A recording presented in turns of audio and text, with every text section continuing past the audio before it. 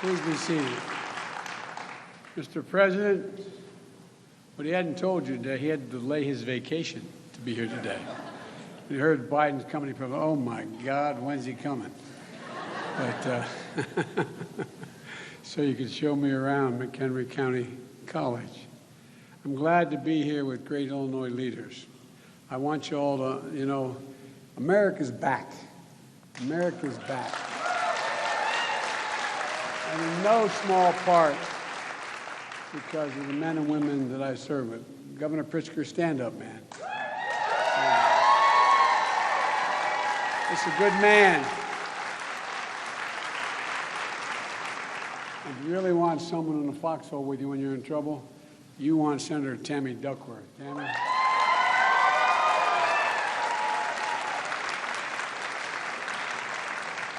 And the guy I rely on more than anyone else in the United States Senate, and I've served with him for years, we have a lot in common in terms of losses as well as gains, is Dick Durbin. Dick?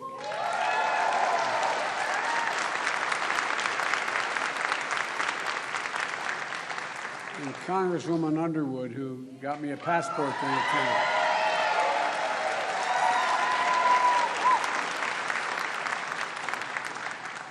Her mom and dad are mildly proud with good reason. With good reason. Actually, Mom looks like her sister. Last week, I was up in Wisconsin to talk about a bipartisan agreement to modernize American infrastructure, and in the process, create millions of good-paying jobs. That's not my estimate. That's Wall Street estimates. That's everybody's estimate. Millions of good-paying jobs. Not $7, not $8, not $10, not even $15 an hour. Good, prevailing wage jobs. And here's what it means for Illinois.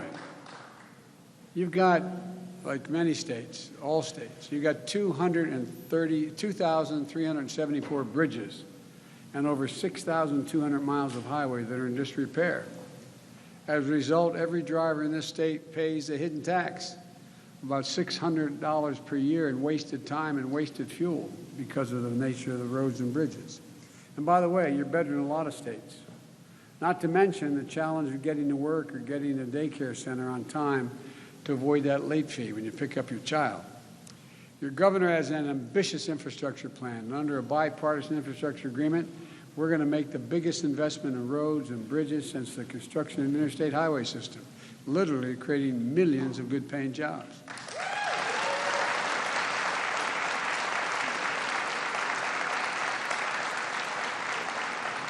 And God willing, we're not going to have 40 weeks of this is infrastructure week. Remember those?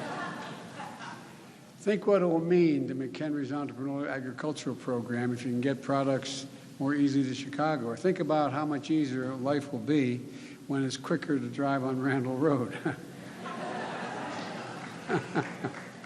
Look, this agreement also allows us to replace every lead pipe and service line in America, benefiting 10 million homes. It's going to address lead exposure in 400,000 of our schools and daycare facilities where children drink that water. This would be the largest investment in clean drinking water in American history when we pass it. And one in every 10 people in Illinois lacks access to high-speed internet. The bipartisan agreement that Dick and others have made sure we're getting, the agreement allows us to connect every American to reliable, high-speed, affordable internet. Every single American, rural and urban. And by the way, those of you who are parents who had kids at home, tell me what internet means this last year, if they're school age. Well, from 2010 to 2020, Illinois experienced 49 extreme weather events. Although I heard today from the senator north of here that the Republican senator, there is no global warming, just so you know, there's no such thing. But those weather events cost this state roughly $50 billion in damages. And we're going to upgrade the electric grid to make it more resilient to extreme weather and other threats. There's a lot more the agreement's going to do to encourage the physical and ensure the physical infrastructure lays the foundation for a strong and durable and sustainable competitive economy. But what I want to talk about today is human infrastructure. it's essential to that foundation as well. To truly win the 21st century and once again lead the world, to truly build an economy from the bottom up and the middle out, to truly deal everybody in this time, we need to invest in our people. We need to invest in our people. That's why, in addition to the bipartisan infrastructure agreement that I believe we're going to get done, I'm here to make a case for the second critical part of my domestic agenda. It's a combination of parts of my American Jobs Plan that were essential and not included in the bipartisan infrastructure plan, as well as my American Families Plan. In Washington, they call it a reconciliation bill. That's a fancy way of saying, with a filibuster that our friends on the other side use constantly, more than ever been used in history. It means you got to get 60 votes to get anything done. We're a 50-50 Senate with a vice president who happens to be a Democrat. And back in the campaign, you know, I said we're going to build back, and we're going to build back better. We can't just build back, we got to build back better. And today I want to outline some of the key pieces of this Build Back Better agenda and what's it going to do for the people of Illinois and the people of the United States. It's about a country, once again, that inspires and leads the world, the opportunities we provide, the cures we discover, the technologies we pioneer, and the industries we create. You know, and the nation that leads the world in combating the existential threat of climate change. The Build Back Better plan agenda starts with education. You know, one of the reasons why we were a leading country in the world for so long and still on the edges is because we're the first industrial nation in the world to allow 12 years of free education back at the turn of the 20th century. But everybody's caught up.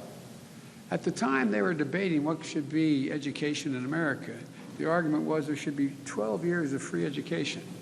And that's what got us ahead. That's what had us leap ahead of the rest of the world. But as I said, today everybody's caught up.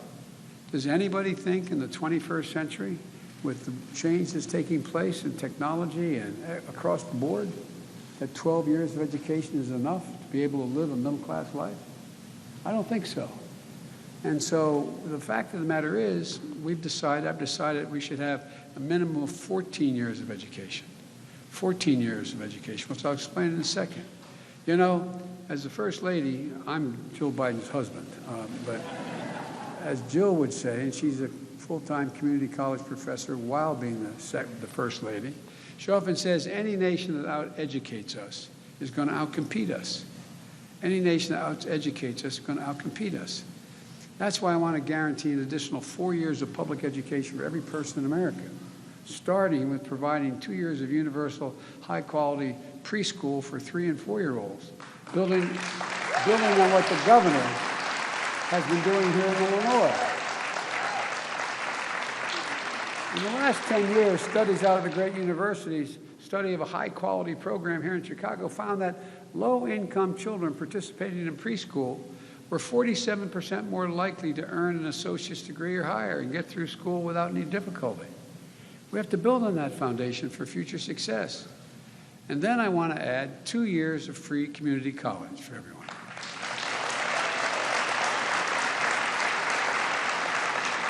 And we can afford it. I'll tell you how. That could boost earnings of high school graduates with low-wage jobs by nearly $6,000 a year on average. The average annual cost of a 2-year degree in Illinois is $4,200. Under my proposal, that cost would be zero. But it's not just tuition that's expensive. As was pointed out, living expenses, housing, meals, transportation. And that's why I propose to increase the maximum Pell Grant, which if you are below a certain income, you qualify for a Pell Grant, from about $6,500 a year to $8,000 a year. And that will fill it out. I know that here at McHenry, you have a dual enrollment program. So students from places like Woodstock High School and other high schools, you get credit for taking college classes here. Well, my plan will provide resources to expand programs like the one you have here. My plan will also do more to invest in high-quality job training and apprenticeships in fast-growing sectors like public health, childcare, manufacturing, information, technology, clean energy, so that all Americans can get the skills that employers want that lead to good middle class and, I make no apologies, union jobs. We'll also make strategic investments in teachers, in the teacher pipeline. Because even before the pandemic, our school system was 100,000 teachers short here in America, particularly in high-demand areas. Our children are the kite strings that lift our national ambitions aloft, and our teachers are the ones that help them believe they can do anything. I'll bet every one of you success can name the teacher that helped change your life. I'll bet every one of us. There's somebody came along and made us believe in ourselves. That's the really secret of teachers. My plan will reduce student debt for future teachers, double the size of annual federal scholarships for future teachers. We'll also support $100 billion in-school infrastructure improvements, including community college, to make sure that they are safe and healthy places for learning, and that all students with labs and technology they need to be able to compete in the 21st century. Of course, an ability to take these jobs often depends on the availability of childcare. As a single father, when I first got to the Senate, I had 2 young boys who had just lost their mom and their sister in an automobile accident. If I hadn't had the family I have, my younger sister, my best friend, and my brother, and my mom help out, I couldn't have done it. But not everybody has that kind of support. I just toured your Children's Learning Center. It's an amazing resource. Students and faculty can have their children cared for. Students can earn their associate degrees in early childhood education as well. High-quality child care options should be the rule, not the exception. So on my way here, I met with Mike Sayre, who wrote me a letter about his struggle to find affordable child care. And he wanted to know what my plans were. Well, Mike, I hope you know now, here we are. My plans can provide access to quality, affordable child care with more child care centers and community college campuses, with new and upgraded child care facilities all across the country. Businesses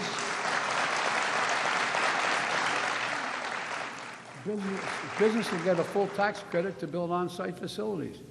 And the reason they want to do that is not just to be nice. Because studies show when there is an on-site child care center, businesses have less employee turnover, less absenteeism, and higher productivity. It's overwhelming in their interest to do it. Middle-class families will pay no more than 7% of their income for high-quality child care for children up to age 5. And those hard-pressed working families won't have to pay a dime. My plan will also invest in child care workforce with better wages, benefits, and training opportunities. Look, we're also going to give parents the option to take up to an $8,000 tax credit to cover child care expenses if that's the preferred route. That's good for families and it's good for the economy, and it will create more jobs. My plan will also provide up to 12 weeks of paid family leave for medical care.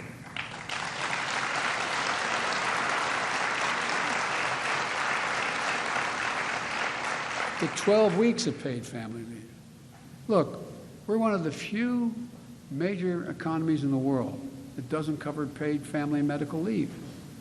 And the most difficult moments someone will ever face, no one should have to choose between a job and a paycheck and take care of someone you love, a parent, a spouse, a child.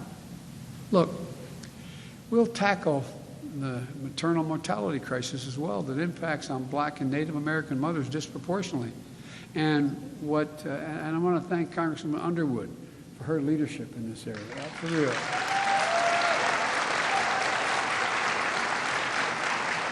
As I've said again and again, people who really need a tax break in this country are America's working families. It's time they get a tax break. So my Build Back Better agenda would extend expanded child care tax credit we passed under my American Rescue Plan.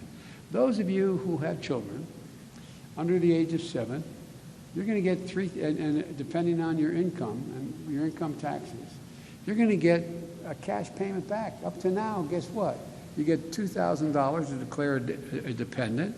If you have 2 children, you get $4,000 off a $10,000 tax bill. It's important. But if you don't make enough money to be able to owe that kind of tax, you don't get a tax credit, you don't get anything. Well, under this proposal, guess what? You're in a situation where if you have a child under the age of 7, you get back $3,600 in cash. In addition to that, those of you who are in that situation are going to start to see that coming in by the end of this month on a monthly basis. It can change the lives of people. Starting next week, families will begin to receive one of the largest ever single-year tax cuts aimed at families with children. And every child under the age of 6 is $3,600. Every child between 6 and 17 is $3,000. It's not as a credit against your taxes, but as direct payment. You'll get cash. Cash.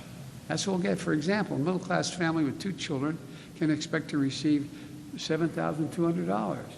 You get the first half, the $3,600 paid out, at $600 a month between July and December, and you get the rest between January and tax day. With this one tax cut, every study shows that child care is cutting poverty in half by 40%. Families with children who qualify for this, it cuts poverty by 40%. So let's extend the tax cut at least through 2025. And let's expand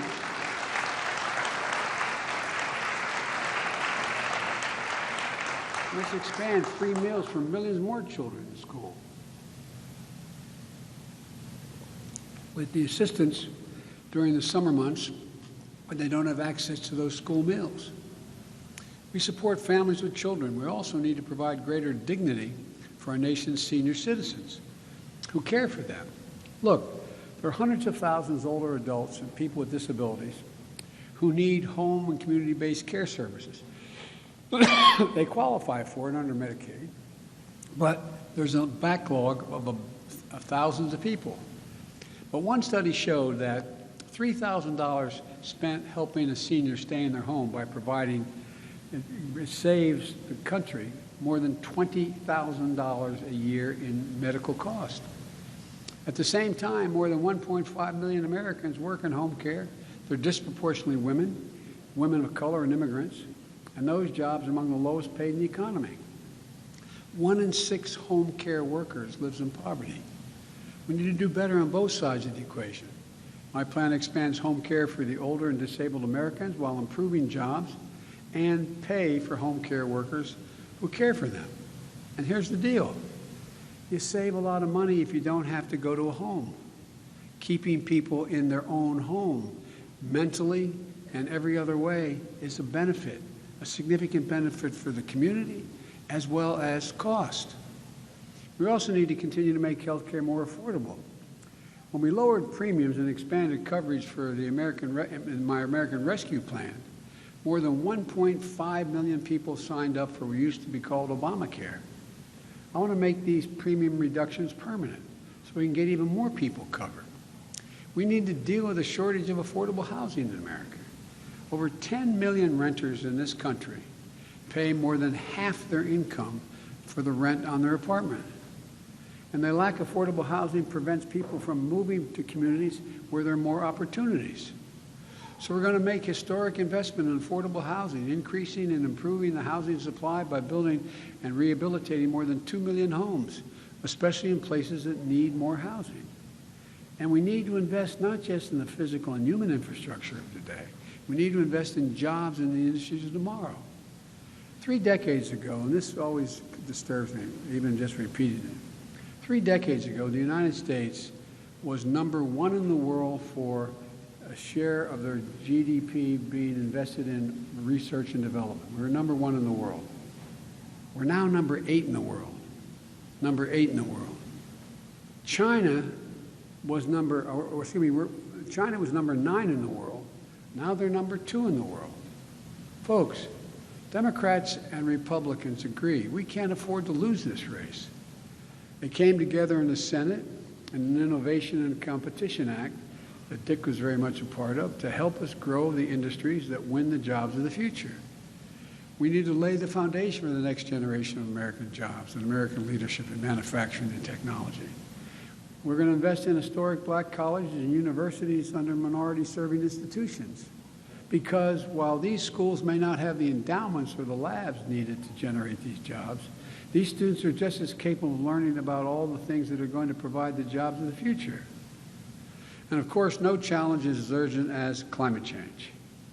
Last week, I met with 8 governors for a better part of an hour, all from the western states, Republicans and Democrats. They're facing extreme heat, record drought, and a fire season that threatens to be much longer, more dangerous, and more destructive than ever. Last year, for example, more than 10 million acres burned in the West. 10 million acres, not counting the lives lost and homes lost. More land that exists in my home state of Delaware and my neighboring state of Maryland combined. So if a fire swept through and took out every single thing in the state of Delaware and Maryland. The drought conditions this year are twice as bad. You've seen the pictures. Reservoirs that are 40 feet down, 50 feet down. The extreme weather isn't just in the West. In Illinois, farmers downstate are dealing with more frequent droughts. And 2 weeks ago, just south of here, you just had a nearly unprecedented tornado. We can't wait any longer to deal with climate crisis. We see it with our own eyes, and it's time to act. The bipartisan agreement we reached makes some major strides. It's going to allow the transition of thousands of old, for example, diesel school buses and buses, city buses. We're going to change them to electric buses. There are roughly 500,000 of these iconic yellow school buses on the road today. 95% of them run on diesel, for example. And diesel pollutes the air and is linked to asthma and other health problems and hurts our communities and causes our students to miss school. I'll put Americans to work capping tens of thousands of abandoned oil and gas wells that are leaking methane. It's devastating. And the wages to cap these wells are the same wages it took to dig the wells, making people be able to earn a prevailing wage to do it. There's thousands of them. But we need to go further. I want to provide tax cuts for businesses and consumers who invest in clean energy technologies like renewables, battery storage, next-generation aviation fuels, electric vehicles. I want to set a clean electric standard that moves us to a fully clean and reliable grid.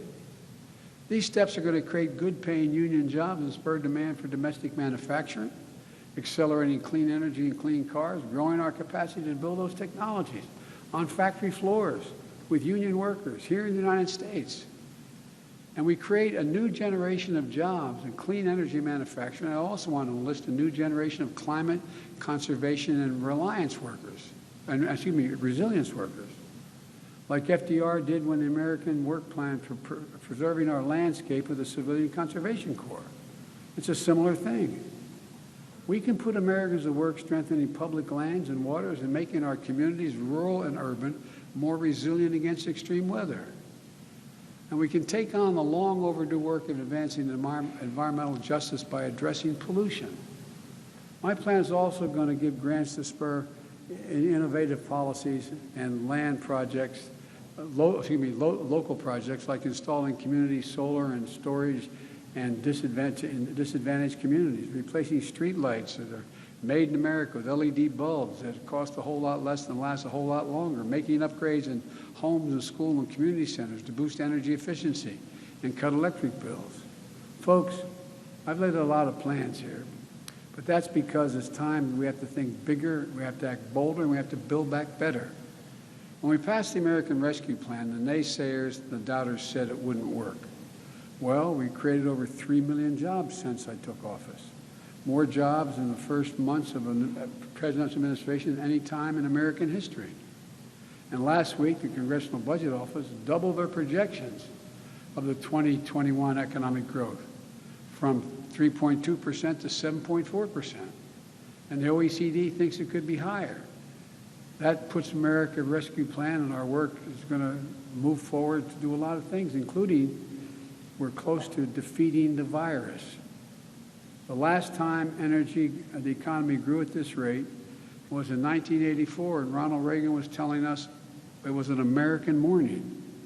Well, this is going to be an American century.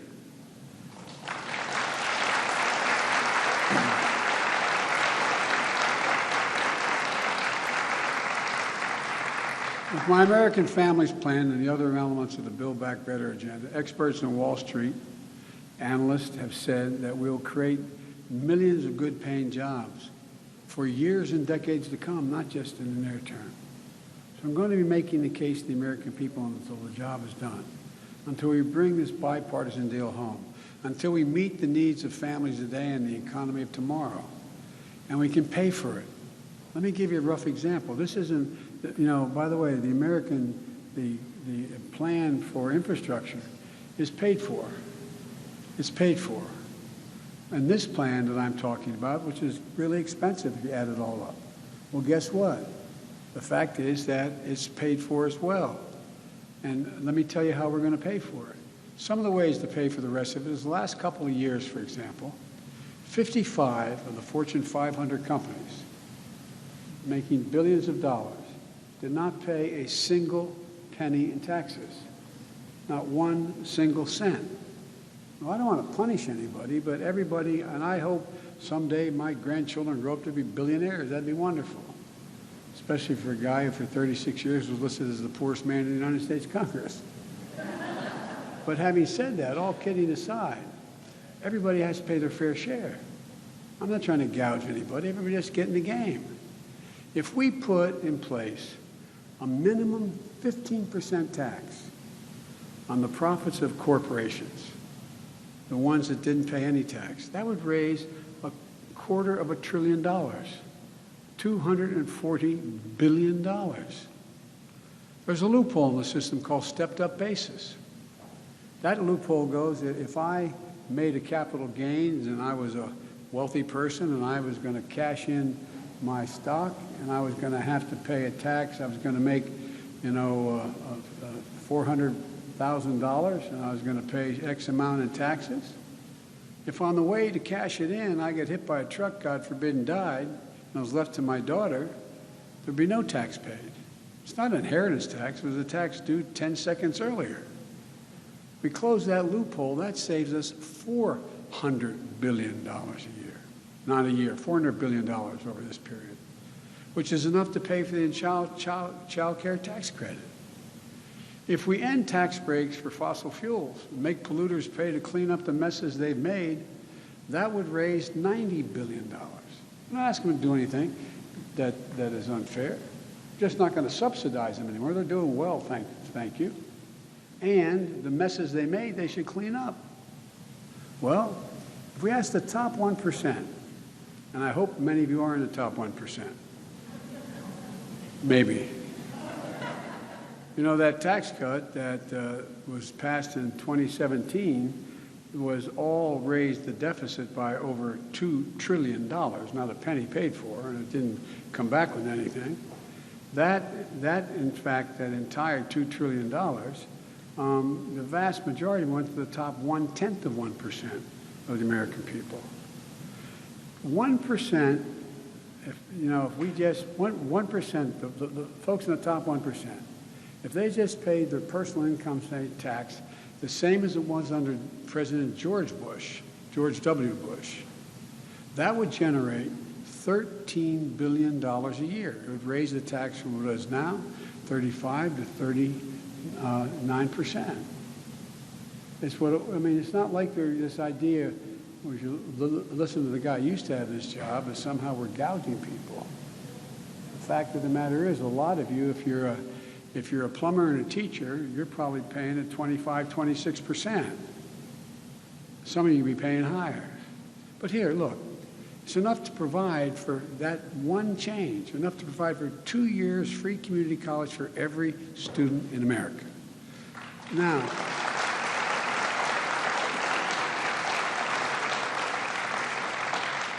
people say that one of the purposes of taxes is to also generate growth along with making sure that we can pay for our basic needs.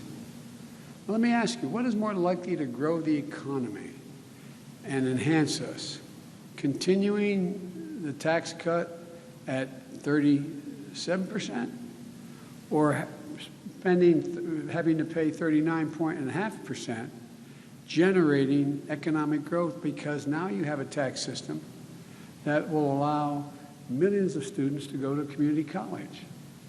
When I was with Barack as vice president, he asked me to do a study, and I Your sister, Penny Pritzker, was part of my effort to taking care of it, and the effort was simple. We came along and we said, okay, what do we interviewed 347, don't hold me the exact number, of the CEOs of the Fortune 500 companies. Said, what do you need most? You know what they said, almost to a person? I need a better educated workforce. They're not prepared to pay for it. Imagine if we present the world and the nation with a better educated workforce. It helps everybody. The point is, we pay for our entire plan to make the tax system fair for all Americans. It's about time. There's a lot of work ahead of us to finish the job, but we're going to get it done. We're going to reimagine what our economy and our future could be and show the world, just as importantly, we'll show ourselves that democracy can deliver. The people of Illinois and the people of America and the world can lead again. Thank you, ladies and gentlemen. I know that's a boring speech, but it's an important speech. God bless you all, and may God protect our troops. Thank you, thank you, thank you. Appreciate it. And excuse my back. I apologize. Thank you.